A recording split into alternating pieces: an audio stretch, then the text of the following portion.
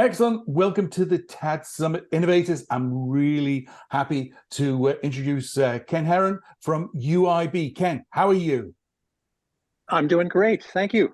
Excellent. And as we did last week, I've asked Johnny to give a quick intro of what we've got coming up on Truth in Telecom on Friday. So Johnny, what have we got planned?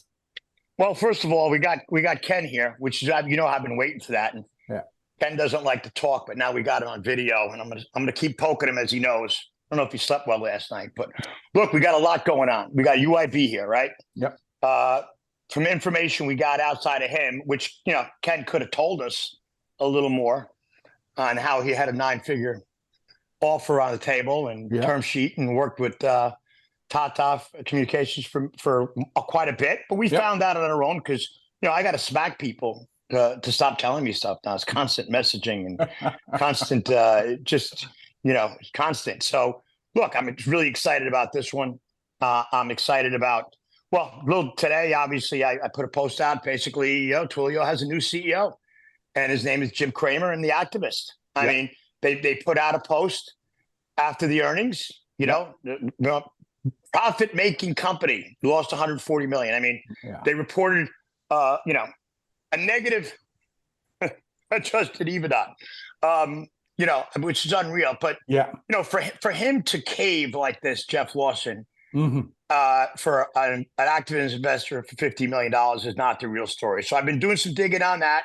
Cool. And you've got the activist investors and in Wall Street that's reading and watching our stuff. The only one that's not watching our stuff is Jeff Lawson.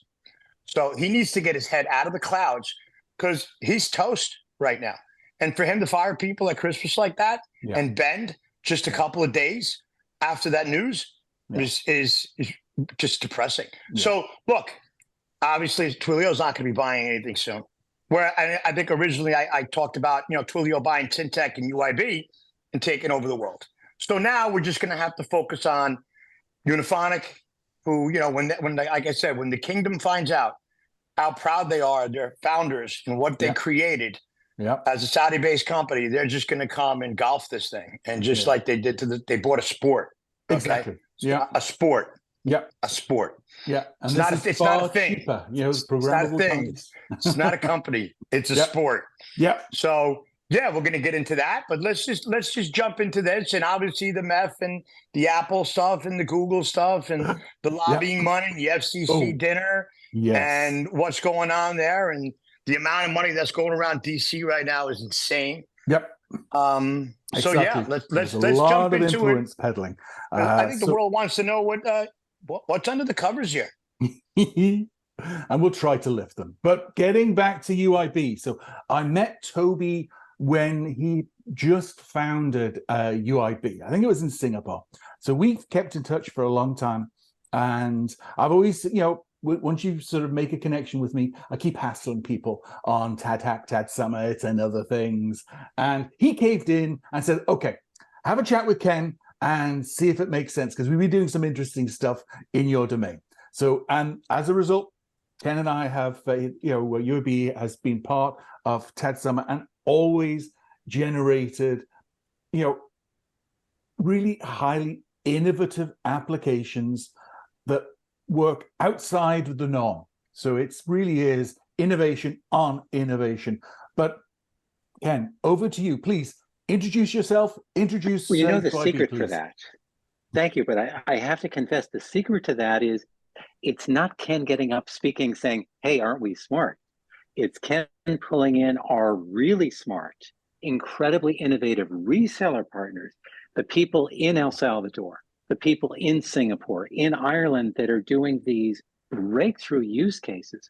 I've said so many times, we're like that box of 1,000 crayons, that it's these people who are taking out the crayon saying, I deal with this customer and this problem on a daily basis.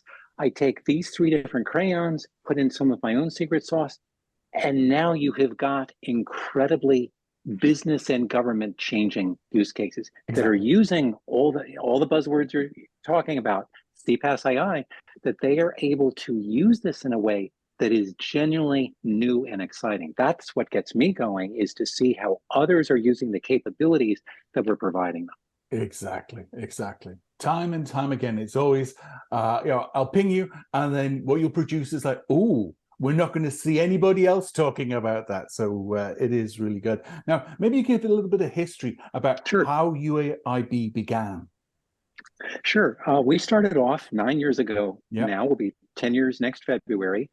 And it was really Toby as our founder and chief inventor, even though that's not his official title. He was trying to solve the problem he had as a serial entrepreneur.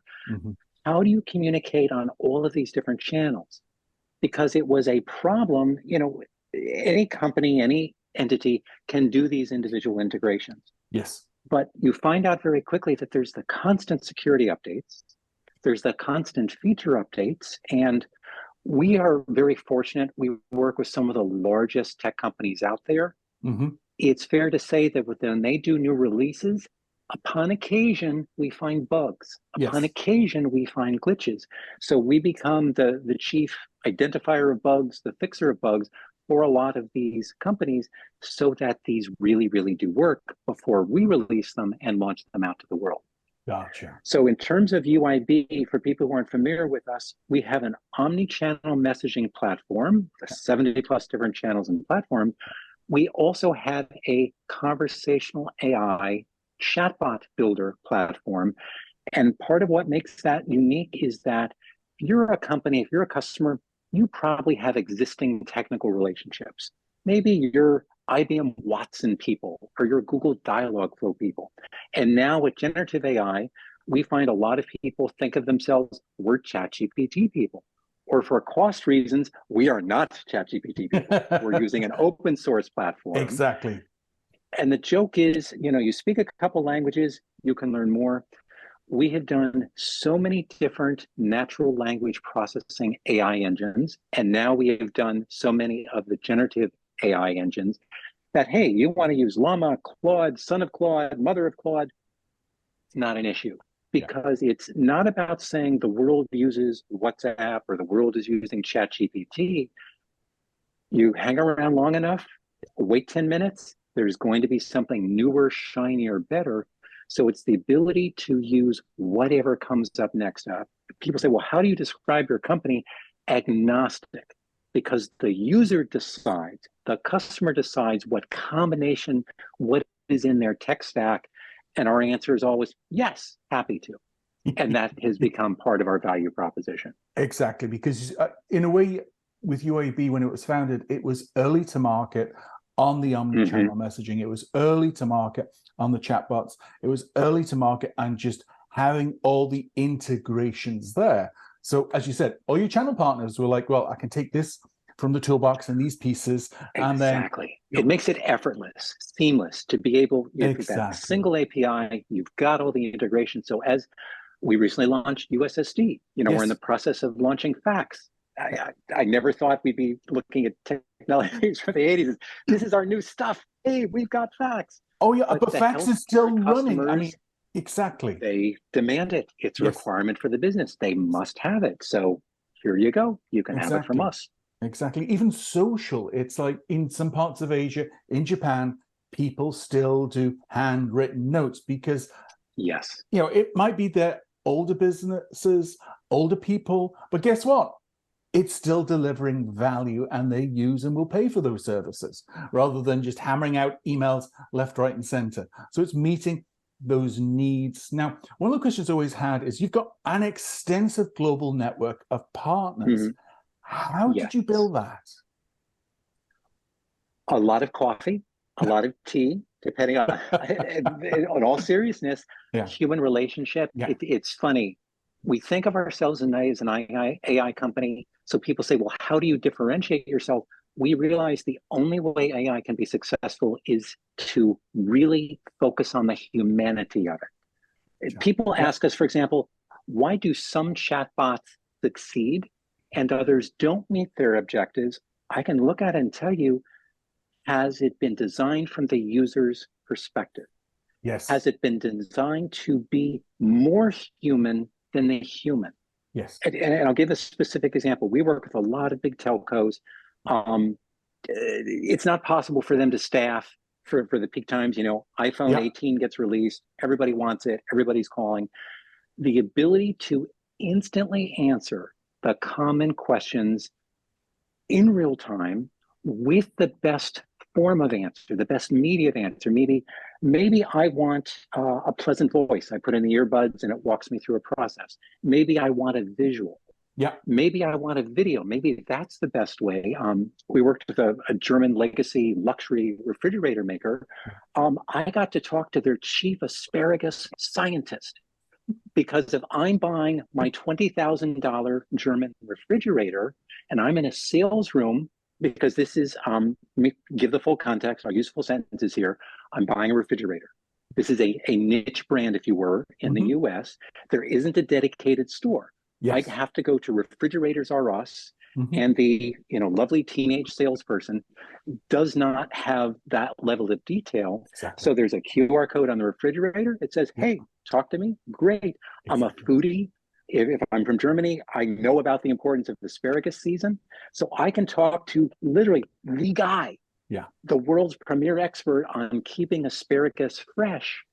And I can have, that video, I can have that interaction. I can get as geeky as I care to be about why this drawer in this refrigerator is miraculous. Yep. And I can have that no one else in the world may care to have, but I can go into all that depth. And when I'm ready, I can buy, I can get a referral, I can talk to a live person, but it gives me access. Every company has their heroes. Exactly. The most charismatic, the people who invented it, their chief innovator, their best salesperson for that thing. So it allows me as a consumer, as the purchaser, to have access to their best person when I want to on demand, 24/7 in my choice of language. 130 plus languages at this point. Wow. Communication's not an issue. Gotcha. And then just final question from me before we let Johnny grill you. What do you consider to be your core intellectual property? Stuff that you just sit on, rely upon to help you in winning those deals? It's really that, and we're very proud of our patent portfolio. It really goes back to the engine itself. Gotcha. There's multiple different patents, but that's ability. How do you make this seamless? How do you make this effortless? And I'll share one of them, for example. That all of these different channels have different sets of capabilities at different points in the release. Let me use the example of a list. You look at some channels, WhatsApp, for example, has a list picker. Yep. I can very nicely select my option. They didn't always have that. It was just a short time ago they had a numbered list. One of our patents gives the ability to instantly and automatically render based on the capabilities of a given channel at that point in time. Gotcha. So you as the company, the government who is purchasing this technology, you don't need to worry about that. We do that work for you. The capability of the technology that does that for you. So if Microsoft Teams they don't do stickers, just as a random example, they don't do stickers at the moment. We've got that. So the second that is live on Microsoft Teams, ta-da, everybody can now send stickers back and forth. Gotcha. Yeah, because that's important, because especially, there's a lot of FAQs that get basically, put into basic, customer handling, and they're lists. So a list in these situations is very important, because you're taking content from the web and applying it there. But as you rightly pointed out, it's making it more human than human in answering people's questions. That comes in the experience, that comes in the UI, that also comes in the, you can call it personality, you can call it persona. We've seen exponential growth this year of the use of digital avatars. Some people call it synthetic media, that it's not just a conversational solution or a chatbot, it is a full-on rendering to show empathy. That if I've just crashed my brand new Porsche, and I want to wail and cry, I don't want a customer service agent that's getting paid to get me off the phone quick as possible. I want, some rendering, someone who feels my pain, that if I need to sob uncontrollably for an hour that I've just crashed my new car, it's able to do that. Exactly. And appropriately show emotion. And I know this sounds really funny to say, but to show emotion appropriately. with the Yes. facials, with the body language, and that ability to listen at scale. Exactly. Everyone thinks of what we do as, oh, it's about broadcasting, it's about push messages, template messages. It's the ability to listen at scale. Yes.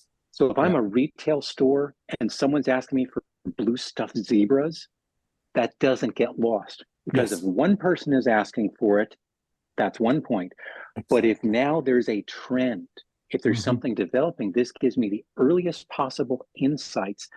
One thing we kind of joke about, when we sell to large network companies, they have very sophisticated, I come out of, Avaya, Lucent, AT&T, very sophisticated alarm systems that often the chatbot would know there was an outage minutes before the alarm system, and that can be acted upon because of that ability to listen at scale and separate what matters from the ongoing noise. Exactly. And that personality thing, I think the use case you gave last year on the Schwabian agents, not only the accent, but then the irony and sort of attitude, shall we say. Humor is very culturally specific. Exactly. When you nail it, it makes for a better experience. Again, this is a business. We deal with a lot of nonprofits, a lot of governments, but at the end of the day, you want to convert.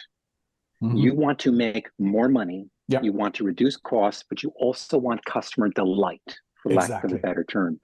So the fact that the Swabian chatbot will give you really genuinely good recipes and loves that if you're looking for the best, Multhausen recipe, talk to Hannah, the city of Schwäbisch chatbot, because she has got everyone's best recipes and gets excited about sharing, loves to talk about food, which is part of the culture, part of the reason people visit that part of Germany. Exactly. I'll make sure when I do the summary for this that I include the link to your presentation from last year as well, because that I thought really was perfect in explaining the detail, the knowledge you needed, the experience you need to make chatbots work. But anyway, and it's so much more than just frequently asked questions. Yeah, exactly. And a script and a list. It's really bringing it to life in the best possible way. Look, and you need to go talk to Thomas Howe from Strolling, because obviously they're growing so fast you can't even get him on a phone. Last time I talked to Howe, I saw him at the Vaughn event, and he's just flying. His company's flying. I mean, they've already got people looking to buy them out, but some of these technologies and use cases that you're talking about here is kind of the things that they're looking to do. So that's a note for you, Ken. Get in touch with Thomas Howe if you can, because he's hard to get in touch with nowadays. He's a rock star, Thomas Howe. I'll call him. But no, look, I've learned a lot here. Obviously, I found out about the Tata deal from India and what happened from my perspective there. And I've beaten you up, and I've had a couple conversations with Toby. And, hanging out with him and his friends is like, I told him I need a thesaurus, a dictionary, and a glass of wine, and a wall to smash your head against, because not necessarily in that order. Well, you know what I mean? Like, it's just that the level of intellect on this guy is insane. I mean, I don't know, so, I took some of the conversations I had with him, and obviously I'm here, I'm in New York, I'm on Wall Street, I'm in the hedge funds all the time. I'm talking to people and just, what I'm understanding, with the IP and patents, because I was trying to understand the valuation that you guys were getting for a small company from a revenue base. And then I figured it out because it didn't make sense to me. I'm like, how can this be? And I know there was a term sheet. And I know, obviously the good stuff that happened with Tata. And congratulations on not closing that deal for you, because I think the opportunities in the future is even brighter now, especially with everything going to CPaaSAI now. But what I've learned is, the only thing that'll be bigger than AI as a service will be IP as a service. And now, Wall Street and the hedge funds are telling me about how, the funding situation and liquidity for companies has changed. From WIPA in Singapore, you are a Singapore company, and the 71, I think it's like $70+ trillion that was unlocked. So now the money that was going out a few years ago, like guys in our industry don't have any IP. They can't even spell IP, and it's 2 letters, because it's not their focus. It's margins, it's growth, it's revenue, it's connectivity. So, what's exciting to me is the patent portfolio, the IP portfolio that you guys have. That is, Toby's actually advising other founders on how to monetize their IP. So, this is a really eccentric guy. I'm like, wow. And I'm like, well, why would you want to sell UIB? And the truth is he's got other type ventures. So then I gave him my story of Iris Wireless when I just wanted to get rid of it and didn't realize I had an asset that Twilio paid $750 million for access that I had. And I went and gave it to a couple of Germans in Germany and restructured TADHack, which is okay and would be fine. But I didn't know what the value is. So I don't even think Toby or you actually know what the value of UIB is. And I think it's going to be exciting to find out, because I know you're talking to some large customers right now and the cat's out of the bag with you guys. I think the only problem you're going to have is how you're going to duplicate yourself and how you're going to be able to work around the clock with a lot of the attention that's going to come your way. Obviously, you're the only real CPaaSAI company out there, from my perspective. But we're all CPaaSAI, and let's stick with that at the end of the day, because Wall Street said it. They basically said it, and they that's get to decide. Yes. And Jim Cramer, the new CEO of Twilio, decided that he's we're CPaaSAI, and so it's really exciting to me, And now I know why Tata tried to get their hands on your IP, which recently they kind of got caught with their hands in the cookie jar somewhere else. So it's exciting. I'm really excited about this. I'm excited about, and also, I'm a buyer. I tried to buy the campaign registry. I put a group together. So from my own perspective, kind of explaining this to my investor group, because the campaign registry was a unique asset until we found out it didn't have any phone numbers on it. And it was just a sham, which leads us to this whole world of truth in telecoms right now. So it's funny how one nightmarish situation, now I get involved with TADSummit, and it's been the most fun I've ever had in my life, dealing with Alan and you and your community. And I love your hack with Celeo at TADHack. We got another one coming up this year. I'm excited to see what you guys are going to do there. So, obviously my goal really is to bring awareness to the operators and on really stop spamming grandma. That's enough. You as a technologist, right? You guys are smart. You can't tell me you can't stop spam. Oh, it's too hard. Oh, we can't do it. We're going to find some guys in a basement in foreign countries. It's insane. So that needs to bring awareness. Obviously, there's a monopoly ecosystem, but you guys are a layer above it. So, look, I was going to hammer you some more as I did on a couple of calls, but look, if anybody's looking to go on a crime wave or something, put Ken in the back seat because he ain't talking. So I'm not even going to try. I need that on my LinkedIn profile. Yeah, that is the best recommendation I have ever you would have received. been. The mob would have they would have pieced you out as a kid. That kid don't talk. Yeah, grab him. So yeah, I'm just excited. I'm excited that the excitement that you have in your use cases, and I'm excited for the world to know about what you guys are doing, because that's where we're at right now. You are today, and you are tomorrow. Yeah. With IP as a service. I mean, there's funds right now, hedge funds will not invest in a company without IP, because the foreclosure rate is 95% less. Yeah. So it's created a whole new avenue, which the hedge funds and the investors are looking at. Mm-hmm. And I know, because I'm sitting here, that's why I get most of my information. Walk around to the hedge funds, and they love to talk, these guys. And they're the guys that are in Twilio right now. How do you know so much? I don't know, because these guys, they don't shut up. It's pretty easy. Walk into their office. They'll tell you, because they're a different DNA. Yeah. So I'm just really excited. I'm really excited for the future of your company, and I'm excited to learn more and maybe even potentially put together a group to see what can be done here. I mean, I'd love to put you guys together with TADHack, except I don't talk to anybody at TADHack. We don't get along. So even though I'm the largest debt holder. You do talk at them. It's just they don't respond necessarily. Well, no, they respond with legal letters saying you're going to jail in Germany, and then I respond with okay. But every time somebody comes in to try to buy the company, they do have to shut me up and get rid of me. So yeah. But it would be nice to see, my pitch to Twilio was buy TADHack. Then after I learned about you guys, wow, they bought TADHack and Twilio. I mean, and UIB, wow. Now my thing is, well, what if you put TADHack together with UIB? Yeah. I mean, it's crazy. Oh, yeah, but it's very interesting. It would be insane. I mean, there's a public story right there on its surface. So maybe, Ken, you could reach out to Thorsten on your own. I would recommend it to you. Just as you're talking to companies, and I'm not sure what Toby wants to do. He's a different animal, and he's impressive. He's really impressive. I know he's really annoyed with Tata, but he won't get into it. But he keeps saying, yeah, I tried to call Ratan Tata. I'm like, look, Ratan Tata retired, and it ain't the same old Tata. Ratan Tata is one of the biggest philanthropists on earth. Yeah. And has done more good.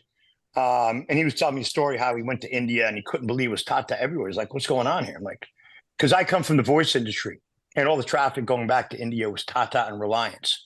So back in the day, I know what Tata means. And it's just sad that they're well, we'll get into Tata, Kalera, and they're hoodwinking by Avi Katz. But look, I want to keep it positive. Yep. I'm so excited. I'm so excited to Tad and Alan for you.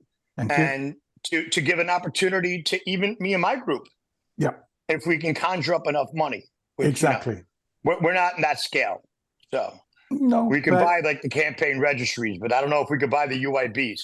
But if not, man, I'm reaching out to the Saudis. I'm trying to get friends that deal with the Saudis and like, guys, you got to look at your company, UIB. Yeah. I mean, you got to look at your company, Uniphonic. I mean, it's incredible. Yeah. Oh, yeah. And just how they built it from the ground up. So you know what, Alan? When we talk about the PAiC clubs, they're a waste of time. They're all just, carnival.